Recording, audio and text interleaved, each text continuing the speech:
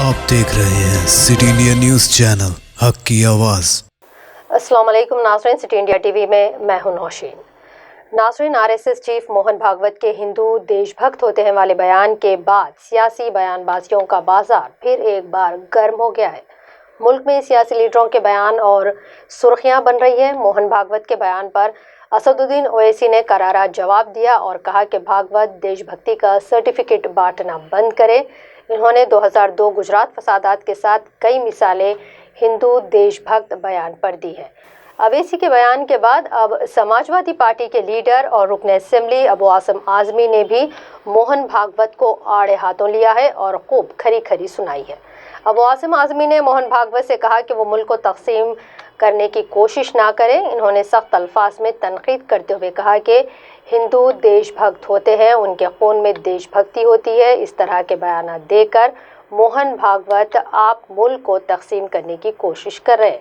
अबू आसिम आज़मी ने मोहन भागवत को नसीहत करते हुए कहा कि अशफाकुल्लाह खान, राम प्रसाद बिस्मिल और भगत सिंह ये कौन थे? इन्होंने मुल्क की आज़ादी के लिए जंगें लड़ी। इस मुल्क की गंगा जमनी तहजीब में हर किसी का हिस्सा है। इसमें हिंदू और मुसलमान दोनों ने आज़ादी के लिए अपनी जानें दी हैं। मोहन भागवत साहब ने कह दिया कि अगर हिंदू है तो उसके खून में देशभक्ति है। हिंदू पैदाशी देशभक्त होता है। देखिए भागवत साहब, आप हर चीज़ को हिंदू मुस्लिम से मत तोड़िए। इस देश की भाईचारगी को तोड़ने की कोशिश मत कीजिए, नफरत मत फैलाइए हिंदू और मुसलमानों के आपस के अंदर। ये देश हजारों सालों से इस देश के अंदर गंगा जमनी तहजीब है। मैं आपसे पूछूं कि अशफाकुल्लाह खान साहब, भगत सिंह और राम बिस्मिल, इन्होंने देश के लिए इतनी बड़ी लड़ाई लड़ी, कुर्बानी दिया, फांसी के फंदे पर चढ़े, तो ये कौन थे? इसमें हिंदू भी थे, मुसलमान भी थे। इसके बाद आज़ादी की लड़ाई में देश के लिए सरहदों पर आज तक जब भी कभी ज़रूरत पड़ी है, सरहदों पर लड़ने वाले वो हिंदू भी, मुसलमान, सिख, ईसाई सभी लड़ते हैं। और आपने कह दिया कि हिंदू के खून में देशभक्ति होती है, तो मैं आपसे पूछूं कि देशभक्ति किसको कहते हैं? अगर नीरव मोदी, चोकसी, विजय माल्या इन्होंने बैंकों का घोटाला करके भाग गए, तो ये देशभक्ति है या देशद्रोह है? मैं आपसे कहूं कि चिमनलाल नायक एंड विकास टिलोटिया, राजस्थान के 8 जून 2020 को एनडीटीवी पे न्यूज आई थी।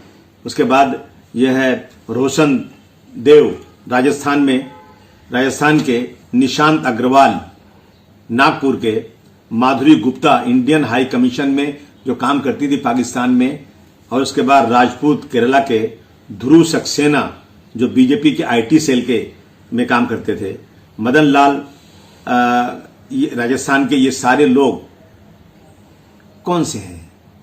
इनको किस धर्म में जोड़ बताएंगे? और इन्होंने देश के खिलाफ जो पाकिस्तान से दलाली की, आईएसआई की दलाली की, आप भूल गए क्या इन सब चीजों को? आप इस तरह जोड़ते हैं। ये देश हिंदू मुसलमानों के भाईचारगी का है, ये इंसानी कैरेक्टर है। कोई भी आदमी गद्दारी कर सकता है, कोई भी आदमी जो है अच्छा काम और देश से प्रेम कर सकता है। इसमें धर्म को जोड़ करके देश को बांटने की कोशिश मत कीजिए। आपका बहुत ही ओछा स्टेटमेंट है, मैं खुलेआम निंदा करता हूँ इसकी।